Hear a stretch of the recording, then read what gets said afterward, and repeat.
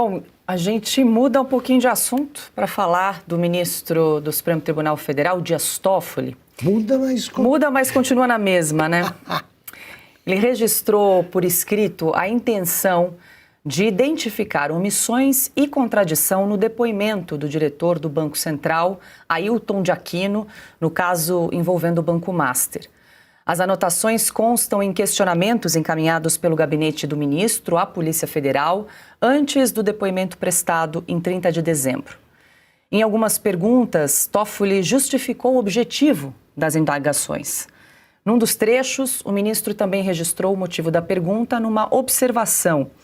Abre aspas. Cria uma contradição lógica incontornável. Ou o conceito de tempestividade é esvaziado, ou a fiscalização falhou por anos. Fecho aspas. Os questionamentos buscavam esclarecer quando o Banco Central identificou indícios de fraude nas carteiras de crédito do Master, vendidas ao BRB por mais de 12 bilhões de reais. Apenas 2 das perguntas enviadas pelo gabinete de Toffoli foram feitas pela Polícia Federal após o mal-estar entre investigadores e o Supremo. Marcília, eu começo com você. O ministro Dias Toffoli deixou rastro, foi pego com a boca na botija, como se dizia ali, né? Porque ele não só... Batom na cueca. Batom na cueca. Não só ele fez as perguntas, os questionamentos, mas ele ainda compartilhou a justificativa, a tese de advogado ali, né? Ele agiu, aliás, como um advogado nesse caso, né? Dando essas perguntas para a delegada da Polícia Federal que colheu os depoimentos na semana passada. Olha, Perdão, esses depoimentos são do dia 30 de dezembro. É que o ministro Dias Toffoli levantou o sigilo e liberou esses vídeos na semana passada. Exatamente. Ele falou em conceito de tempestividade. Conceito, não tenho a menor ideia. Foi o assessor. Foi o assessor. Olha, isso é impressionante, né? Porque o Toffoli é realmente apenas... Só tem um ponto que eu não gosto do Toffoli, é que ele é de verdade. Se ele fosse um personagem do Jô Soares, sabe? Entrava o Toffoli estabanado e fazendo bobagem e tal, numa noite de quarta-feira, isso é para os antigos. Hoje a molecada nem sabe quem é Chico Anísio ou Jô Soares. Misturava tempestividade com o trem de Minas. Isso, tempestividade com temporal, né? E assim por diante. Se o Toffoli fosse um personagem, estava ótimo, mas ele existe, e esse é o problema. Ministro, imagina, o ministro ia chegar, se fosse um personagem, ia pegar os bolsos da toga e sair umas fichas de jogo e assim por diante. Mas Cassino. O ponto é o seguinte, o juiz o Toffoli não é. Já sabemos, nem concurso ele passou, reprovou 2 vezes, nunca foi e entrou no STF e permaneceu não sendo. Aí ele tentou ser investigador, né? Nesse caso. Então, está tentando ser investigador. E aí, ao tentar ser investigador, ele se torna advogado. E como advogado, ele é ruim. Então, é um negócio dantesco, porque ele mandou a delegada fazer algumas perguntas e colocou embaixo a justificativa. Quer dizer, é um negócio pueril. E a justificativa é a mão amarela. A justificativa é o tal batom na cueca, porque nesse momento ele explica o que ele está querendo com a pergunta, e aí ele diz o seguinte, olha, aqui, ele não disse isso, mas nas entrelinhas, vamos pegar aqui o Banco Central com essa pergunta é muito importante, porque mostra a omissão do Banco Central nesse ponto. Olha, essa pergunta é essencial, porque aqui a gente encurrala o Banco Central. É basicamente isso que está na justificativa, e aí ele mostra que ele está agindo como advogado de defesa do Vorcaro, do Banco Master, querendo encurralar o Banco Central. Veja, e é advogado e ruim, porque advogado não deixa rastro, né? O advogado, ele pelo menos dá uma disfarçada na sua intenção e não dá tanta bandeira. Então, o Toffoli é realmente um negócio impressionante. Agora, pior que isso, só mesmo a delegada da Polícia Federal permitir ser levada na conversa dessa maneira. É constrangedor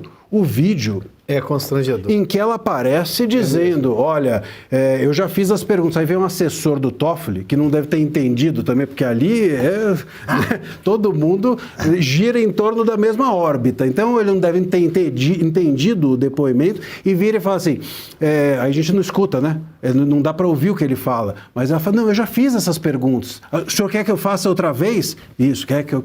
Então é para eu perguntar de novo, mesma coisa, mas só que da maneira como o ministro perguntou, do jeito, até usa a palavra script, o que mostra que nós estamos realmente diante de um teatro. E aí ela faz novamente todas as perguntas. As perguntas do Toffoli são bizarras, né? Justifique, parece prova de escola. Olha, o senhor esteve lá, justifique. Só faltava, dê 2 exemplos, sabe? Prova de colégio. Então... A gente... E aí ela pede desculpa. Olha, me desculpa se eu não fiz as perguntas. Isso me lembrou o Moraes, quando, há algum tempo atrás, um juiz ousou tirar a tornozeleira daquele rapaz que derrubou o relógio de Dom João VI, e um juiz tirou a tornozeleira dele e teve de pedir desculpa ao Moraes. Agora o delegado pede desculpa. Então a gente tem o Gonê, no processo do suposto golpe, também pediu desculpa ao Moraes quando errou uma pergunta. A gente tem o Gonê pedindo desculpa para o Supremo, a gente tem a Polícia Federal pedindo desculpa para o Supremo, a gente tem um juiz pedindo desculpa para o Supremo. A questão é, diante dessas aberrações todas do Supremo, quando que eles vão pedir desculpa para todos nós? Agora, a delegada, inclusive, admitiu que era leiga no assunto ali sobre o sistema financeiro. Mas o Toffoli também é leigo. Pois é, mas a sensação que dava, Piotr, é que ele queria que arrancassem ali do diretor do Banco Central uma confissão ou alguma ponta solta que mostrasse que o Banco Central falhou na liquidação do Banco Master. Era esse o objetivo. Teve um dos pontos ali, de fato constrangedor. Esse vídeo gera vergonha alheia. No caso da delegada, que além de ter pedido desculpas e ela estava ali quase como um fantoche do representante do gabinete do Moraes, o que é, de novo, constrangedor a ela e à organização, a instituição do Estado, Polícia Federal, né? Que precisa ser avisada que o momento do Brasil é outro, não precisa mais ficar pedindo desculpas para o Supremo Tribunal Federal.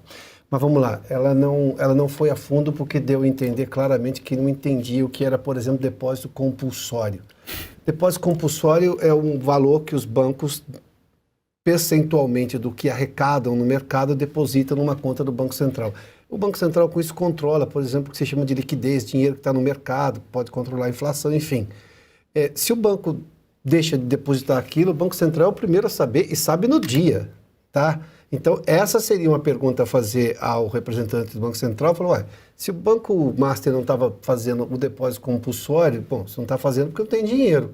Se não tem dinheiro por quê? Bom, ou seja, a investigação poderia ser muito mais técnica.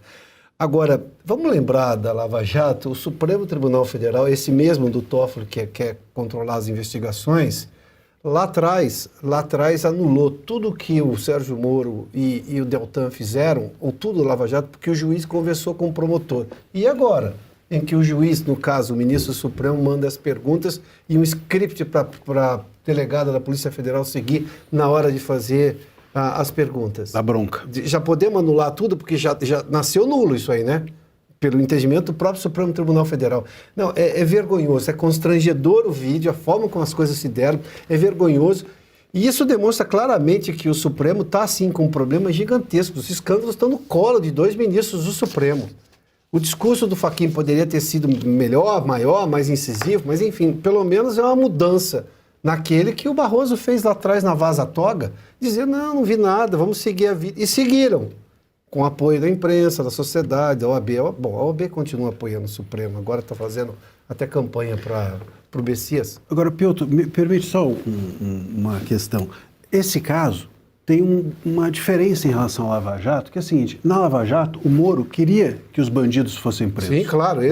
E aqui, eu não sei se essas nulidades... O juiz não quer que justamente aconteça. Claro. Então a gente tem um juiz aqui que eu não sei se é ruim ou se é malicioso, se não faz as nulidades, comete nulidades porque é ruim ou porque está incubando a possibilidade depois que todas essas pessoas sejam inocentadas ou não sejam punidas, porque é um juiz que está no meio do rolo. Você acabou de me dar a pauta dessa semana para escrever, pegar os diálogos da Operação Lava Jato que serviram de pretexto Sim. para considerar aquilo uma trama, né, antipetista criminosa e comparar as frases que a gente tem colhido agora nesses escândalos que envolvem ministros do Supremo. Isso sim é trama. Isso sim, tramóia. No caso da Lava Jato, eu vou repetir, eu só vi o tempo todo um grupo de juízes e procuradores entusiasmados com a ideia de conseguir desbaratar a maior quadrilha montada para crimes financeiros da história do Brasil. A maior quadrilha foi essa do Petrolão. É isso.